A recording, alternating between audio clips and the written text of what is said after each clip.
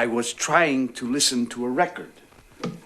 Salut les petits vénards, bienvenue pour cette nouvelle critique express. Aujourd'hui, on va pas parler, mais du tout d'un film superbe récent, ça change un peu, et puis ça va peut-être vous faire permettre de découvrir ou redécouvrir ce film.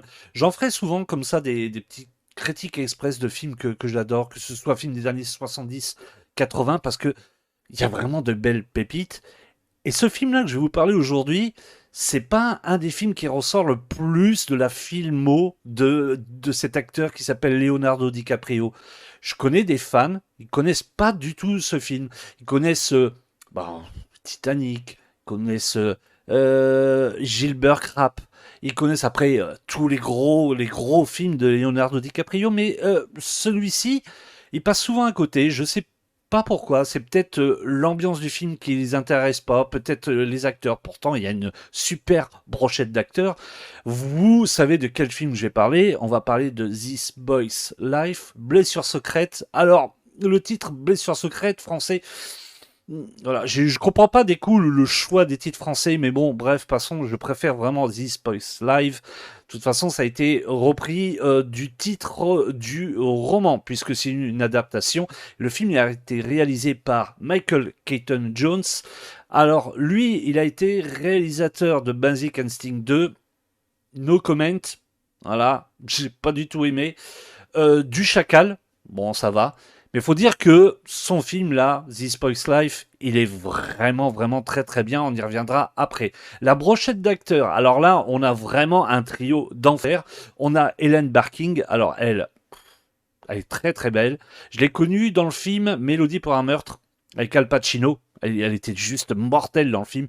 Et là, dans ce film-là, elle est tout juste, mais trop classe. Elle est grimée à la Marilyn Monroe. Je pense que c'est l'effet des années 50, 60. Vous voyez, quand on était blonde, je pense à cette époque-là, on voulait un peu s'identifier à elle. Et je pense aussi à voulait s'identifier pour le côté de femme libre, parce qu'on le sent bien dans le film, elle veut être une femme libre. Malheureusement pour elle, voilà, dans toutes les villes où qu'elle va, eh ben, elle rencontre un mec, c'est toujours vraiment un beauf. Mais vraiment, vraiment le beauf. On voit bien tout au début du film, il y a une espèce de mec qui la suit, qui revient.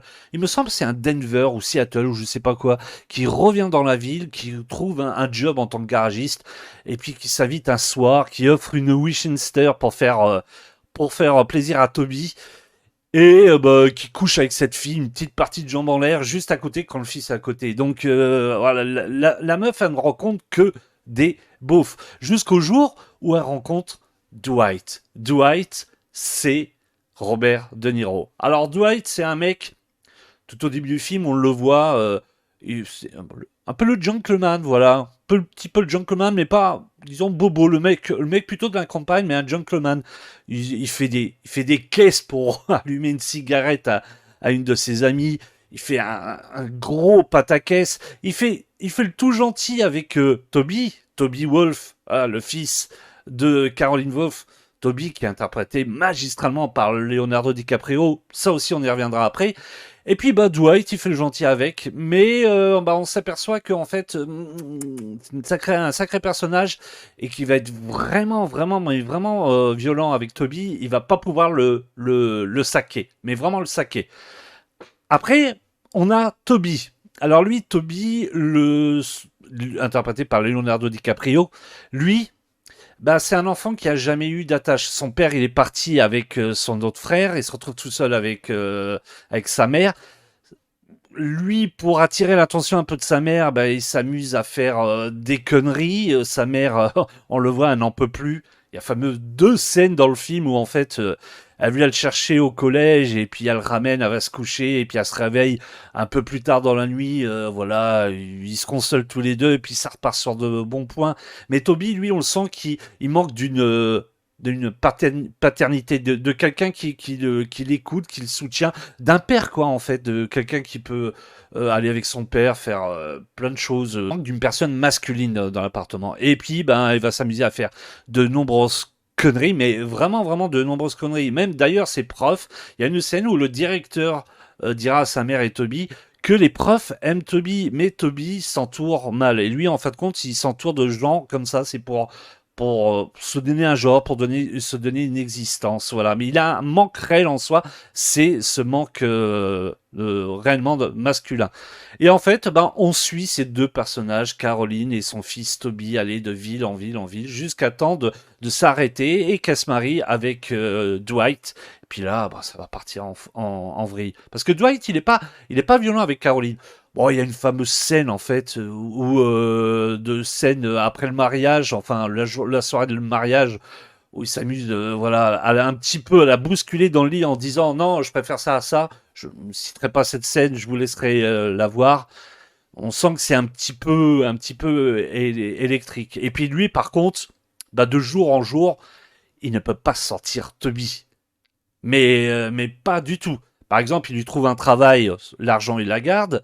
Toby décide de faire du basket au collège. Il n'a pas de tennis. Toby lui chine le tennis. Lui, il veut pas lui donner. Ils se prennent la tête pour la moindre chose. Par exemple, un paquet de chocolat à la cerise, il n'en manque qu'un. Ben, lui, il va voir Dwight, il va voir Caroline en disant ouais, tu diras à ton putain de porc de fils de pas manger des chocolats à la cerise, tout. Pendant que ça pouvait être un de ses enfants. Oui, parce que ce que j'ai oublié de dire, c'est que Dwight, ben, il a sans doute été marié avant, puisqu'il a 2 filles et un garçon. Et on voit que la relation avec ses 2 filles et son garçon est un petit peu compliquée parce que eux, ils ne rêvent que de partir. Le fils, il est complètement aux abonnés absents, lui, il s'en va. La fille il rêve aussi de partir. Donc, on suit vraiment ces 2 familles réunies. Au début, qui va paraître comme une famille lambda, mais en fait qui va vraiment en faire une descente aux enfers, surtout sur les 2 personnages interprétés par Robert De Niro et DiCaprio.